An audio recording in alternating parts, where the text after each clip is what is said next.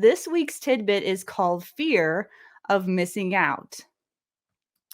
Have you ever heard of the fear of missing out? Maybe you see someone taking a class that you want to go to and you really want to be a part of it and you don't want to miss out on it, or your friends are attending an event that you really don't want to miss. That's what you call fear of missing out. And I've heard it many times on social media. But I think instead of worrying about missing out on things others are doing, I think we should be more concerned about missing out on these things. How about missing out on living up to your full potential? How about fear of missing out on being the best spouse, mother, father, or friend that you can be? Or how about the fear of missing out on never knowing who God truly made you to be because you were too preoccupied with being comfortable and making excuses about why you can't do or be more? What a waste, right? That's what I fear missing out on.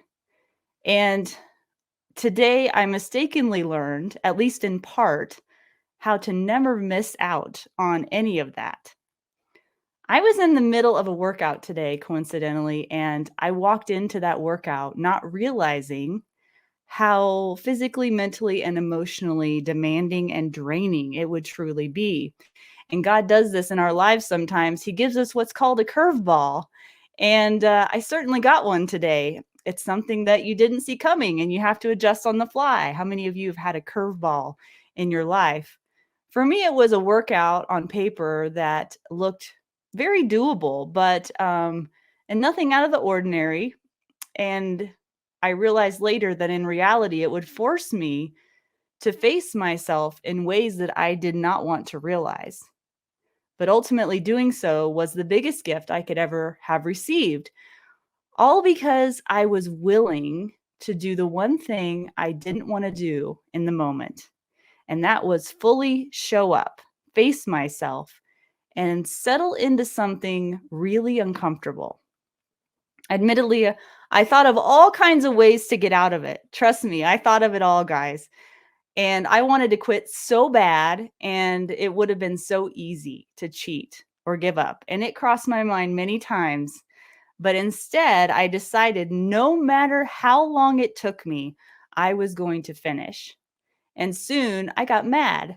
And after making that decision with no turning back, I reluctantly and with determination settled into the suck, as they say. And I stayed there for quite some time. And I wrestled with it and I fought it and I stared it right in the face. Even when I was scared that I couldn't do it, I did it anyway. And a really funny thing happened after a few minutes of really digging deep.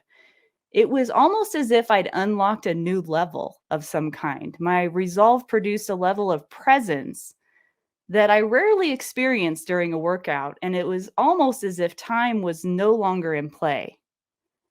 Rather than fighting with the workout or fighting with myself or God or whoever, I just set my mind and I focused my energy on the next thing and then the next thing. And I just never stopped. And before I knew it, I was done. I'd finally conquered the mountain and I could finally rest. And the feeling of accomplishment was amazing, I have to tell you. But since I was by myself, I had an internal celebration. And that's a good thing because sometimes doing something by yourself and for yourself is a truly fulfilling win. Today, I had laid one more brick on the foundation of growing closer to who I believe I was created to be. Someone who is strong, both mentally and physically, someone who doesn't give up on herself easily when things get hard, and someone who can endure in the midst of doubt and struggle. These are the things I won't be missing out on. These are the things my family will see of me and I hope inspires them to know that they can do more than they think they can as well. And I hope this inspires you, or else I wouldn't be sharing it with you. I hope that you do the things that scare you the most so that you'll never experience the fear of missing out on who you were meant to be. So this is my encouragement for you tonight. My tidbit of the week, fear of missing out. I hope you enjoyed it. Mic drop. I'm leaving now. Adam can take over.